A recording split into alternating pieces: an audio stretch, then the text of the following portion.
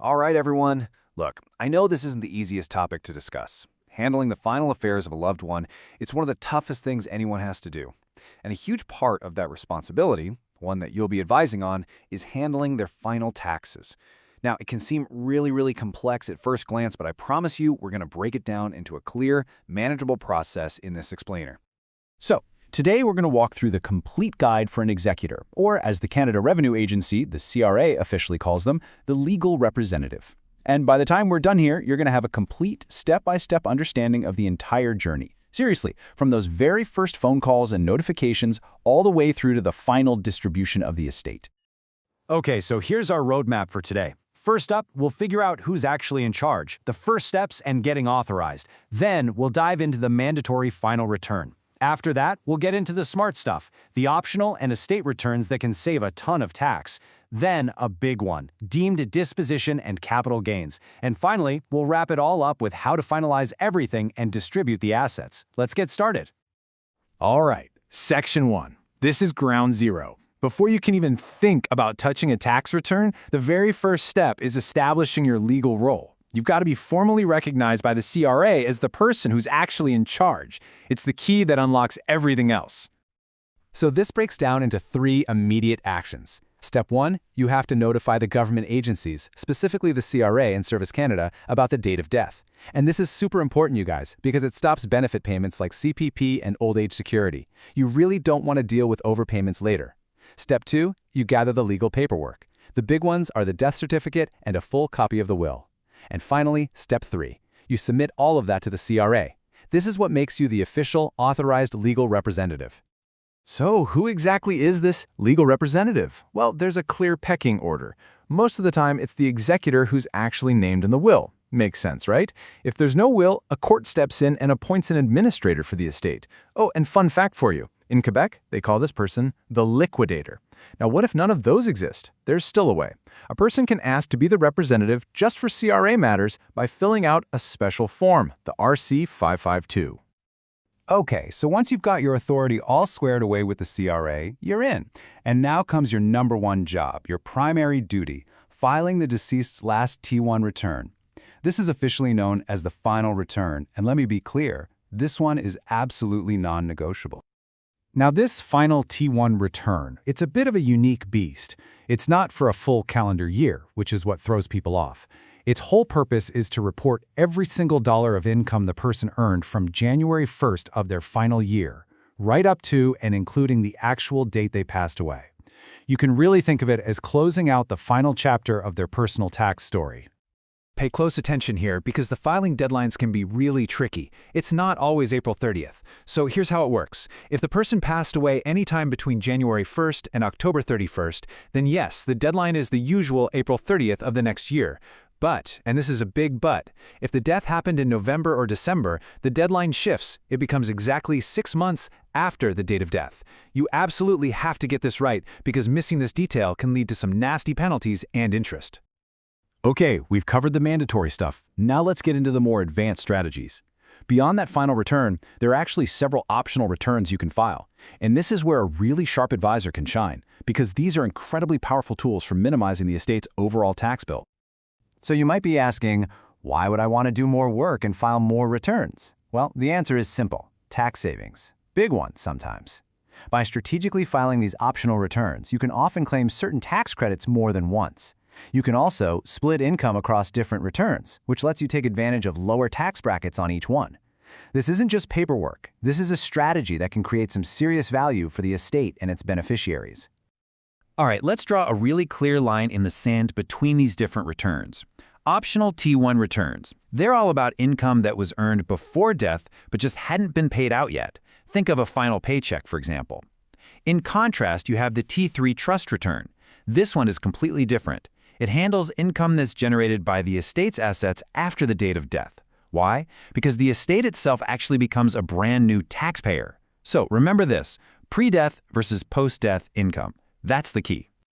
Okay, so there are 3 main types of these optional T1 returns you should know about. By far, the most common is the return for rights or things. This is exactly where you'd report that unpaid salary we just mentioned, or maybe some bond interest that built up before the person passed away. The other two are a bit more specialized. There's one for partners or proprietors, so business owners with a different fiscal year, and another for income from certain testamentary trusts. All right, let's shift gears now to what is arguably the single most important and financially significant concept in all of estate taxation. I'm talking about the rule of deemed disposition. And I'm not kidding, understanding this is absolutely essential for anyone working in this area. So what on earth is deemed disposition? Well, you can think of it like this. The Income Tax Act basically creates a legal fiction, a pretend sale. The law states that at the very moment just before a person passes away, they are deemed or considered to have sold everything they own. We're talking their house, the family cottage, their entire stock portfolio, everything. And it's all considered sold at whatever its fair market value is on that specific day. And here's the kicker. This is the big consequence. This fictional sale, it forces all the accrued capital gains to be recognized and taxed. Let me give you an example. Say someone bought a stock for $10, and on the day they died, it was worth $100. Boom. That $90 gain is now taxable income that has to go on the final return. You can see how this can create a massive tax bill that the estate has to pay, even though not a single asset has actually been sold yet. It's just a paper gain, but the tax is very, very real. Okay, so that sounds pretty harsh, right? Fortunately, there is a massive, crucial exception to this rule. It's called the spousal rollover. Here's the deal. If assets are left to a surviving spouse or a common law partner, you can completely bypass the deemed disposition rule. The property rolls over to the spouse at its original cost. That means no capital gain is triggered, no immediate tax is due.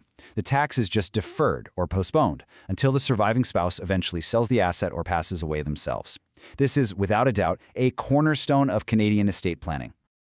All right, let's move into our final section. This is all about crossing the finish line. You filed all the returns, you've paid all the taxes, so what's next? Well, now you need to properly and formally conclude the estate's affairs. And just as importantly, and this is for you, the future executor or advisor, you need to protect yourself from any future liability. Now, you might think once the taxes are paid, you're done. You can just hand over the inheritance money to the beneficiaries, right? Wrong. No way. You cannot do that. There's one final, crucial gate you have to pass through, and it involves getting one last, very important document from the CRA. And believe me, the stakes here are incredibly high.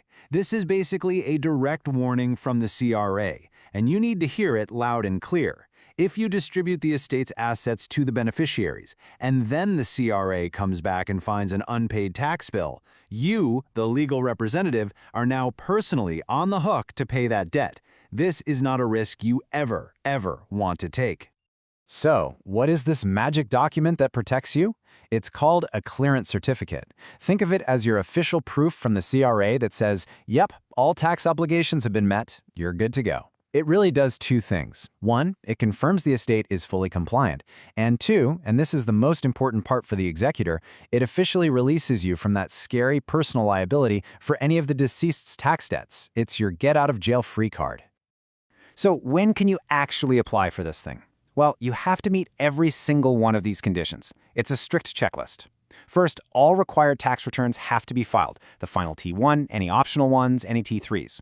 Second, you have to have received all the notices of assessment for those returns. Just filing isn't enough. The CRA has to have processed them. Third, all amounts owing have to be paid in full. And finally, there can't be any outstanding objections or appeals in progress. Only when you can check all those boxes can you submit the application. So let's bring it all together. Just think of it this way. The clearance certificate is your green light. It's the signal that says, go.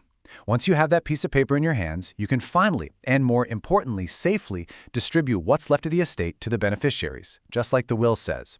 You can do it with total confidence, knowing your duties to the CRA are completely fulfilled. So, to wrap this all up, handling a deceased person's taxes is, as you can see, a pretty profound responsibility. It's so much more than just filling out forms. It really demands diligence, incredible accuracy, and a deep understanding of tax law. Also, you can properly honor the deceased's final affairs. I'll leave you with one final thought to mull over. We've spent this time focused on the technical stuff, right? The procedures, the forms, the deadlines. But if you strip all that away, what's left? Beyond all the numbers, what is the executor's ultimate duty? Not just to the CRA, but to the person who passed away and to the family they've left behind. Something to think about.